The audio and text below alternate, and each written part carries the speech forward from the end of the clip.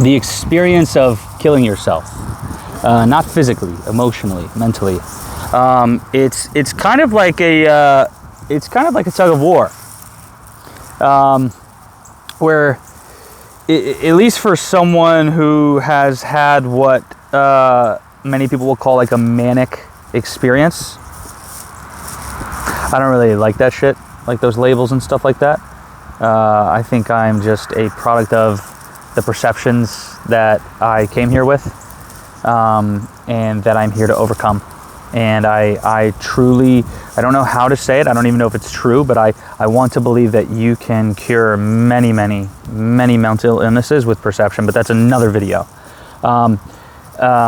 The point of this video is the experience I'm having now and how I got here. And it comes from dying to myself many times a day, sometimes not at all, you know.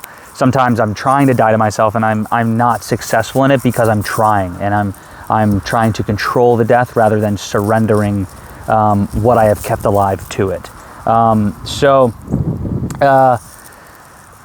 You know, so sometimes I can have 7 deaths in a day. It feels like sometimes it can take me, you know, a week, and I don't feel like I die at all. But it's kind of like this tug of war where it first started out, where it felt like the parts of me that I didn't want to live had the majority of the rope, right? If this is like the center of the tug of war, and there's like a person here, it felt like the healthy version of me was over inside. It was past the line. Like the game of tug of war was over before it started. Like it started over here. Like both people are on this side, you know, way down, way outside the camera, like way down there, right? So, you know, and it's just slowly just bringing them back to the middle. And I'm now starting to, because I would call this hell and this heaven. And, you know, this is the transition. And it took me so many times to get to like right here where I started to feel, because you're transitioning the whole way there, really, whether you're here or not. This is not the point of transition.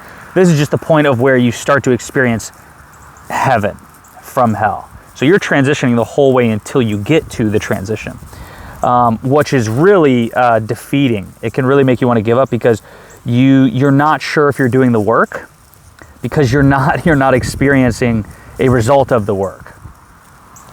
So it's very trippy. It's just like, fuck, like it's disorienting as fuck. Like I've heard of people who get like lost in the sauce underwater and they don't know which way is up and they drown because they're so disoriented they don't know where the surface is. So you panic because you don't know which way is the right way, and then you end up drowning. So it's kind of like this constant process of drowning, which I think that's hard. I think that's actually the hardest part because it gets very easy. I mean, there's hard parts to it every time. Like when you first start to experience heaven, then all you want to do is stay there because you know you're coming from limitation. So all you want to do is just you want to cling on to it, like a child trying to survive. They want to cling on to their parent, right? The child is under the impression that they're going to die, right? Like there's a bear and it's going to eat them, and they need their mommy and daddy. So they freak out. So that happens when you start to experience heaven. Then you go back into hell. That definitely happens.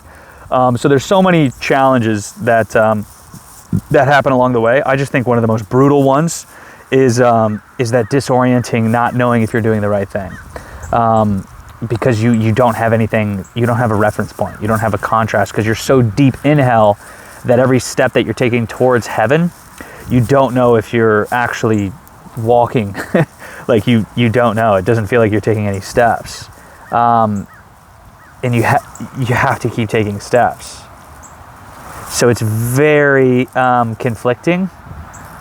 It can make you feel very crazy. So I have a lot of compassion for people that are there and that will one day be there, because I understand that as this, you know, revolution plays out, you know, because you have Peter, you have David, you have me, you have Mo, you have all of these people, my buddy Phil, you know, Kashawn. It's starting to ripple through humanity. So a lot of people are going to, right? Like I'm just going to get paid for things that I did 10 years ago. Like 10 years from now, you're just going to be paying, you're going to be watching this video and be like, holy fuck, Paul was doing this 10 years ago. And that's why you're going to be paying me, right?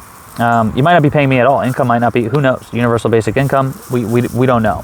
But at least that's what would have happened for sure. I don't know what's going to happen moving forward. But that's what would have happened. You're gonna be like, fuck, Paul's been like, how are you so good at this? It's like, go look at my YouTube, you know? Look at the videos from 10 years ago. Like, I'm like, what is it, 2025? So in 2035, that's crazy to even say. Just like watch this video and be like, yeah, I've been on this journey, you know? And I'm gonna be 39. Wow, crazy.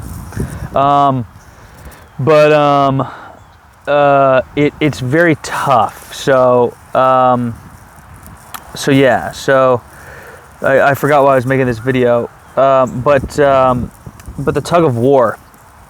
You eventually get to a place where you're now more in heaven than you are in hell, and that is the most beautiful thing ever.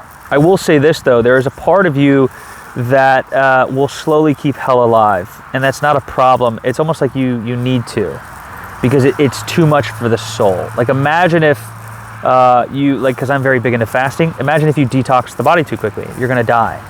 You have to detox the body at the rate of speed in which the organs of detox can eliminate.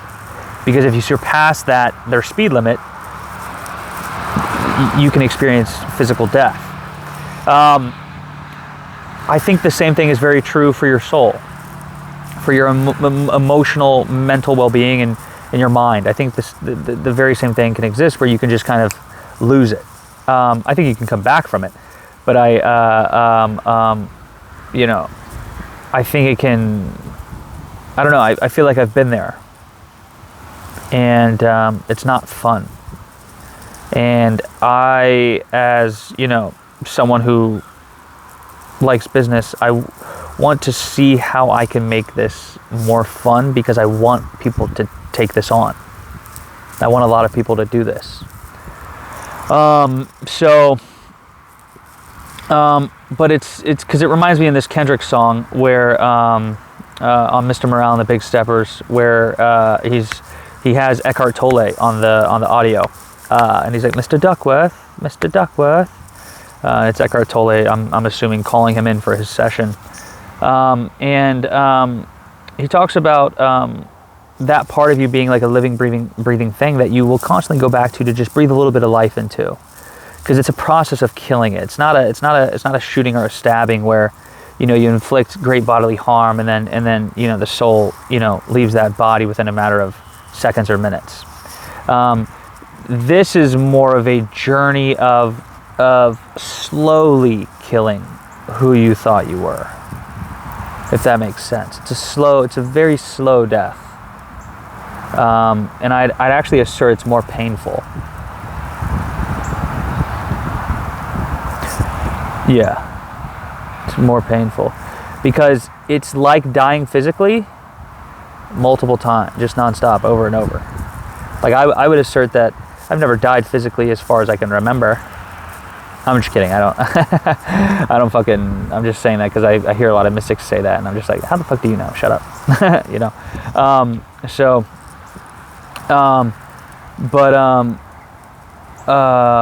I would assert that I'm going to go ahead and take a guess that emotional death is a lot more painful than physical death, because physical death you can only die once. Emotional death you can die 7 times a day. So it's a very painful but also liberating process. So I think it's a part of just slowly breathing less and less air into that kills it, right? You don't actually have to kill it. You just have to breathe less oxygen into it, and then the body, right? That's just what will happen. If I cut off all oxygen to myself, I will eventually, right, die. And I think it's the same thing for that, but you can't just suffocate it because you don't have a person that you can go to, right? And that even in and of itself is contradicting. It's almost like you're not going from one person to another person. You're lessening the person that you are each death, right? I would assert that that's enlightenment. Identity is heavy, and you are peeling that back. You are getting rid of that, dissolving that, because that's who you think you are, and that's not who you are. So it's this. Let's say you take 100 breaths a day. It's taking 99 breaths a day now for 7 months inside that person that you thought you were. And then it dies a little bit. And then it's taking, you go from 99 breaths to 94 breaths in a day, you know? You just took off 5 breaths, where it took you 7 months to take off 1 breath from that person you thought you were. So it's just this slowly, you're slowly leaving this, and it will eventually just, one day, I think that's what enlightenment is. Who knows? I don't, as of right now. One day I'd like to. I would think that there would be no more breaths to take in that body once you are enlightened. And that's something I want to experience. So, yeah. So just understand it's not a you just discard it process. I feel like that actually makes it worse, and I feel like that's what I did when I first started off, was I just wanted to get rid of it, and it's just like, well, that's not how you unalive it. You dissolve the perception, and in the process of dissolving it, you become okay with it, right? You become a lot more okay with it once you dissolve it, because you realize it was never you.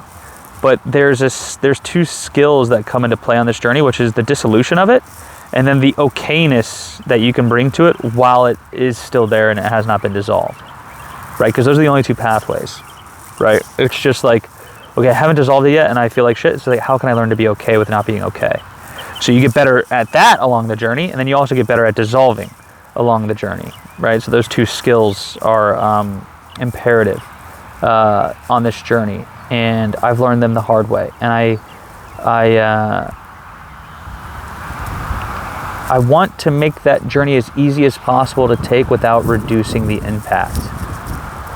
I want you to feel the pain. All right? I feel like a lot of people will say, oh, I'm doing this because I don't want anyone else to feel like this. I want everyone to feel like this. I want everyone to feel the depth of pain that I am under the impression that I've faced and felt, right? I want you to know where I've been, because now we can relate. You know? So I want you to experience this. The amount of pain. I just want to make it easier for you to experience that pain. So, we'll see. Keep you updated. Love you. Peace.